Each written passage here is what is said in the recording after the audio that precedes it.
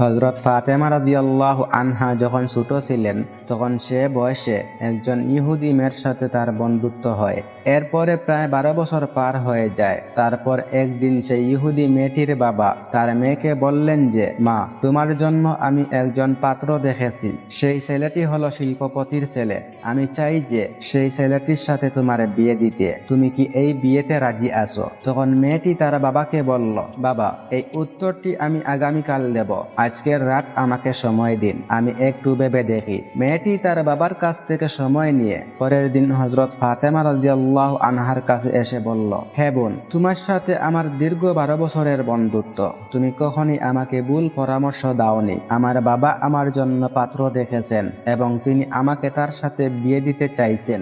এখন তুমি আমাকে বলো যে আমি ওই বিয়েতে রাজি হব কিনা। তখন ফাতেমা রাদিয়াল্লাহু আনহা বললেন, হে বোন, যেহেতু তোমার বাবা তোমার জন্য পাত্র ঠিক করেছেন, নিশ্চয় পাত্র তোমার উপযুক্ত হবেন, অতএব তুমি এই বিয়েতে রাজি হয়ে যাও। তখন সেই ইহুদি মেয়েটি ফাতেমা রাদিয়াল্লাহু আনহাকে বলল, হে বোন, আমি একটি শর্তে এ বিয়েতে রাজি হতে পারি। যদি তুমি আমার বিয়েতে উপস্থিত থাকো তবেই আমি এই বিয়েতে রাজি হব। তুমি জানো আমি তোমাকে কতটা ভালোবাসি। তখন ফাতেমা রাদিয়াল্লাহু আনহা বললেন, হে বোন, তোমরা ইহুদি এবং আমরা মুসলমান, আর তুমি জানো যে ইহুদিরা মুসলমানদের খুব একটা সহ্য করতে পারে না, সুতরাং এটা কখনই সম্ভব না।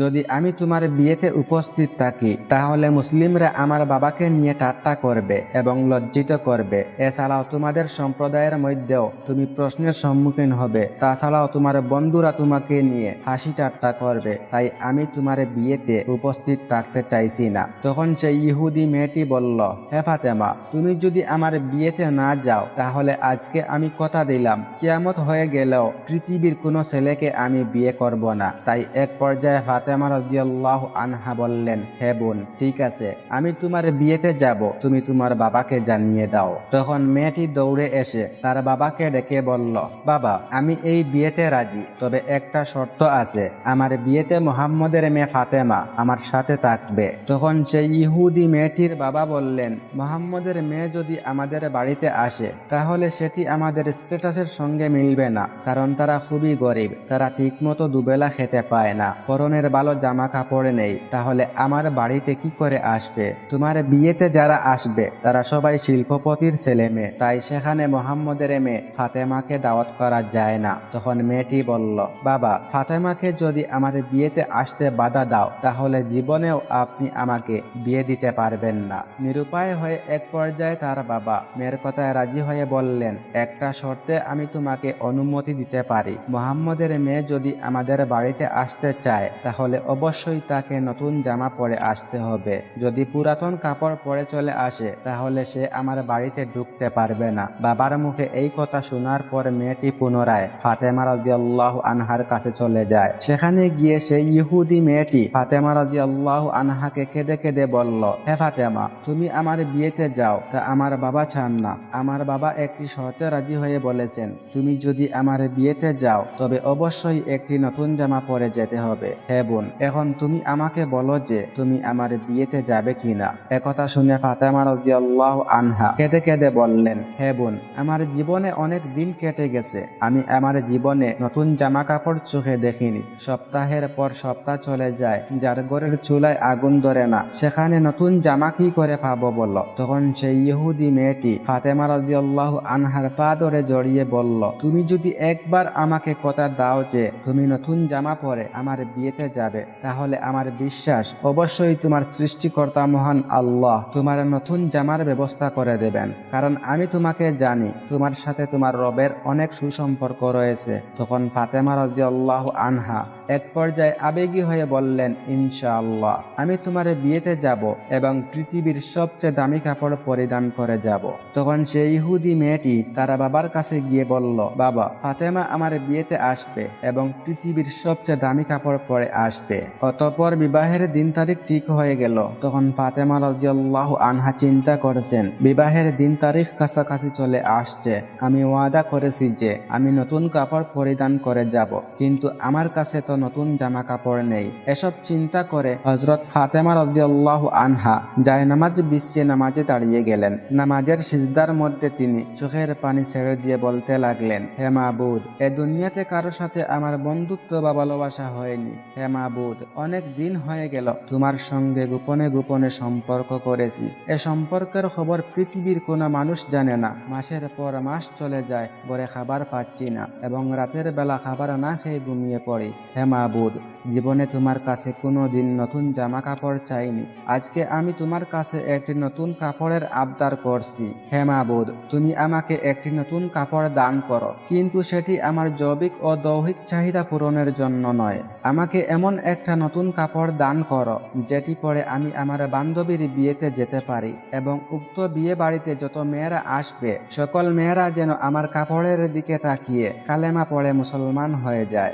এভাবে চোখের পানি ছেড়ে দিয়ে ফাতেমা রাদিয়াল্লাহু আনহা কান্নাকাটি করছেন। নামাজ শেষ করে যখন তিনি সালাম ফেরালেন, এমন সময় ঘরের কোণে তাকিয়ে তিনি কাপড়ের একটি প্যাকেট দেখতে পেলেন। তখন তিনি কাপড়ের প্যাকেটটি নিয়ে তার পিতা হুজুরে আকরাম সাল্লাল্লাহু আলাইহি ওয়াসাল্লাম এর কাছে চলে যান। বাবাকে জড়িয়ে ধরে কাঁদতে লাগলেন এবং বললেন, বাবা, আমি কখনো আল্লাহ তাআলার কাছে জামা কাপড়ের আবদার করিনি। আজকে মহান আল্লাহ তাআলার নিকট একটি নতুন কাপড়ের আবদার করি। দোয়া শেষে দেখি ঘরের কোণে একটি কাপড়ের প্যাকেট পড়ে আছে। আমি জানি না যে সে কাপড়ের প্যাকেটটি কে দিয়ে গিয়েছে। আপনি খোঁজ নিয়ে দেখেন কোথা থেকে এ প্যাকেটটি এসেছে।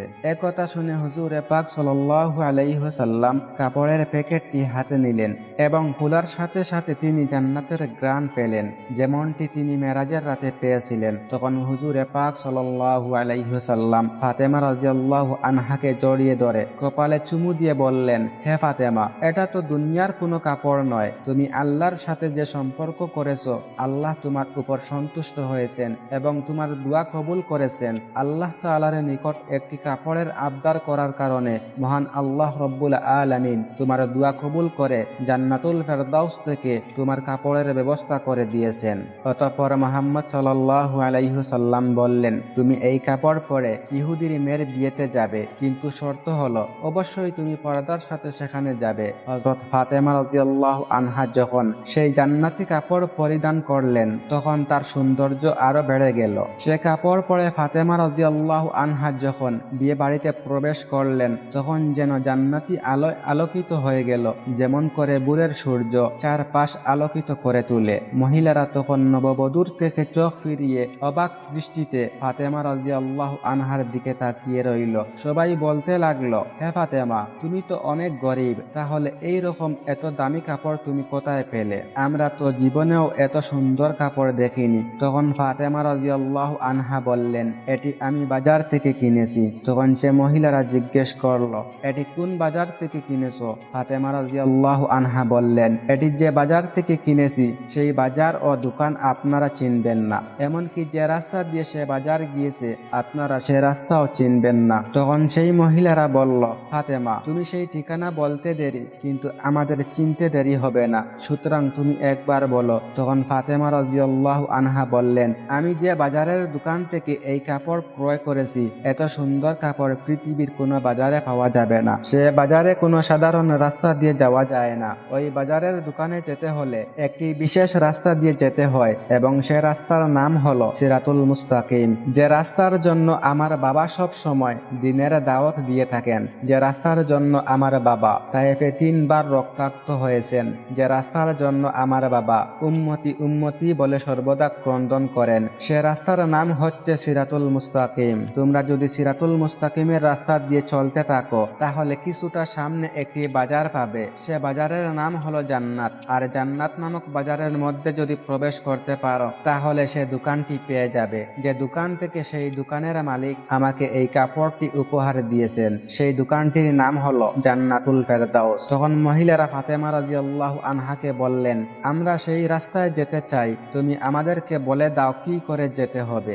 ঐতিহাসিকদের মতে উপস্থিত অধিকাংশ মহিলারাই ফাতেমা রাদিয়াল্লাহু আনহার গায়ে শুভাবর্ধন গঠনকারী পোশাকটি দেখে এতটাই আবেগপ্রবণ হয়ে পড়েছিলেন যে নারীরা তা পাওয়ার জন্য মনে হচ্ছিল যেন জীবনও দিতে পারেন। তখন ফাতেমা রাদিয়াল্লাহু আনহা বললেন, সে রাস্তা দিয়ে যদি ওই বাজারে যেতে চাও তাহলে তোমাদেরকে একটি বাক্য উচ্চারণ করতে হবে। তখন সে নারীরা বলল, তুমি বলে দাও, আমরা সবাই উচ্চারণ করব। তখন ফাতেমা রাদিয়াল্লাহু আনহা শাহাদা বাক্য উচ্চারণ করে বললেন, বলো লা ইলাহা ইল্লাল্লাহ মুহাম্মাদুর রাসূলুল্লাহ। ওই মহিলারা সাথে সাথেই শাহাদা বাক্য পড়ে মুসলিম ধর্ম গ্রহণ করে নিলেন।